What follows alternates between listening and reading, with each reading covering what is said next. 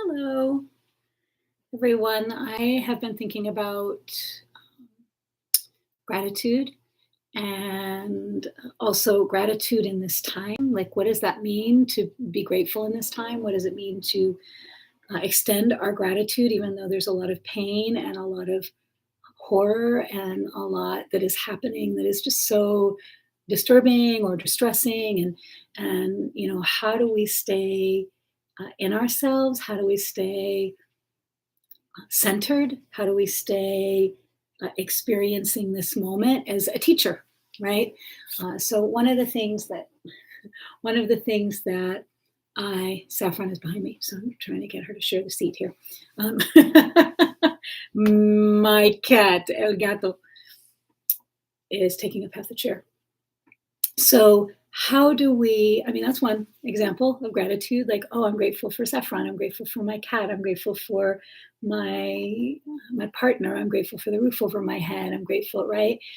But sometimes we're so busy wanting and getting and trying to get something or trying to get somewhere or trying to get anywhere except where we are, that we're not really looking around like, oh, what are the learnings that are available to me? And not about where we're going or what we're getting, but about what are we recovering? How can we recover our awareness? How can we really invite in what's actually going on and experience what's actually going on and receive all of the gifts, even if they're difficult gifts, even if they're painful gifts. It's a lot of clarity about what needs to change and also what needs to stay the same. What is it that needs to shift and change? What is it that needs to stay the same? So I think we're all having some difficulty in some area of our life, and maybe we're not, and that would be great. I mean, if we're not experiencing any difficulty, that would be wonderful. But there's a lot of difficult decisions that are being made. There's a lot of things that are happening. There's a lot of places where we're being asked to let go, to give up certain things that we may have had. Even if it's a thing that we want, supply chain issues and issues with being able to get some of those things. Like, how do I respond if I don't get what I want? Do I respond kindly? Do I respond or do I react, right? How do I meet that knowledge? How do I experience that in my world? Am I able to meet that with in a magnanimous way, with kindness, with curiosity, and with wonder? There are a couple of things I wanted to read, but I wanted to read. This is a poem that I wrote. It was last week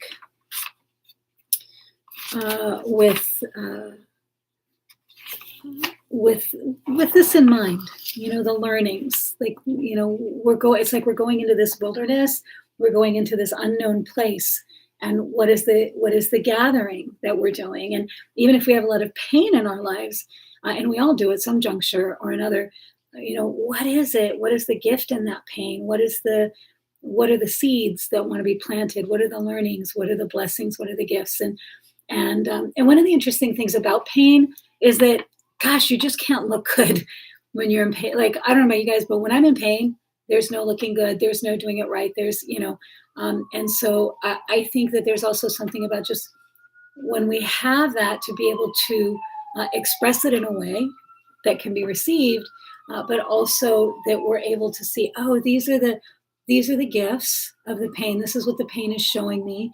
This is what, and even in my body, I can go into the pain that's inside of my body, and I can find out what it wants to tell me. I can do some inquiry, some personal inquiry around that. And so this poem is something that I wrote, and will probably be in something that's coming out soon, a book that's coming out soon. But bone, tendon, flourish of being inside, what tampering is nourished by sunset to occur, a walking towards horizon, captivating moments gathered as through beyond reassurance. the hips, shoulders, antlers of ocean, informing unchangeable complexity, shaping a confluence inside each bubble. What has been eternal, what cannot be said in earth language, but must be understood if we want to find treasure, encourage, decide, trust, invest a life into these wonders, guided here row upon row of wilderness, connected by thousands of years of wondering. Now we recover our awareness, noticing other bodies, beings, elements. Now we understand our path is our own to take, enter the portal, cross the threshold of change, encounter other creatures, encounter ourselves, encounter other creatures, encounter ourselves.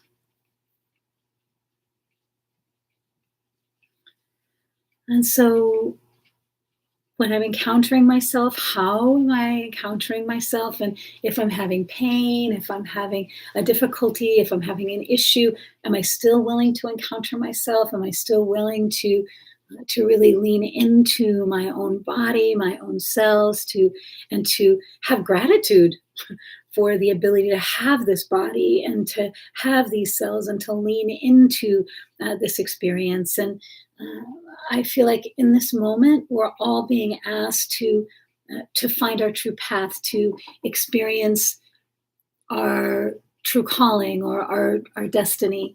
And so, what is it that I'm being called to? What is the destiny that is calling to me? And so I think about this, and I think about, the messages. There's so many beautiful messages in the Tao Te Ching, but one of the things that the Tao Te Ching talks about is, really letting things be. Like, how can I let things be? How can I, allow the Tao to hold, care for?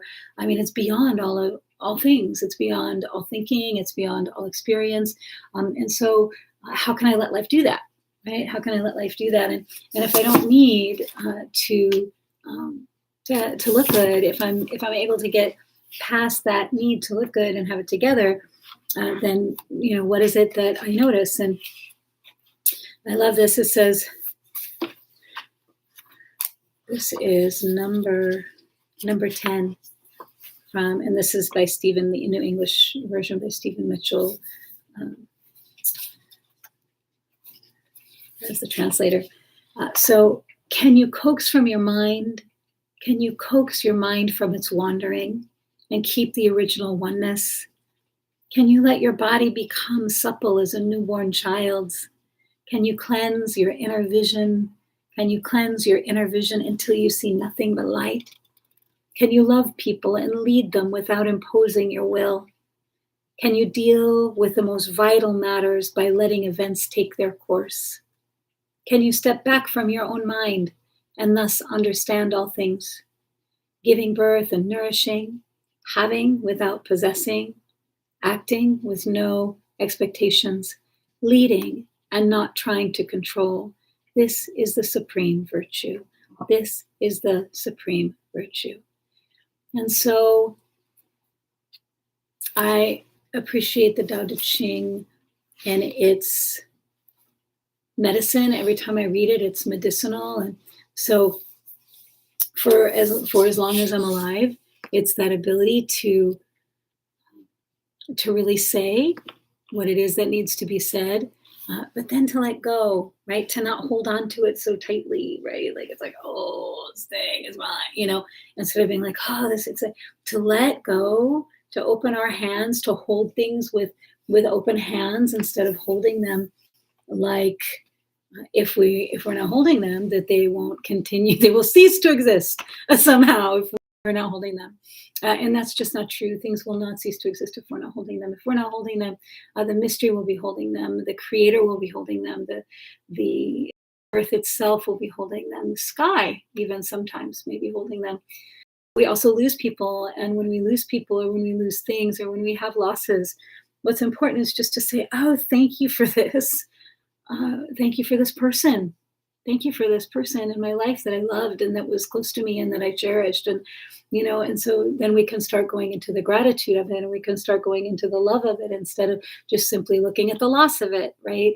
And then to make invitations to all of the gifts that each human being brings. Like if someone comes to you, if someone shows up in your life, then there's this opportunity to say, oh, thank you for this person. What is this person bringing? What is the gift, the blessing, the energy, the purpose, and just to welcome, to become open, to create openings for those wonders of another life.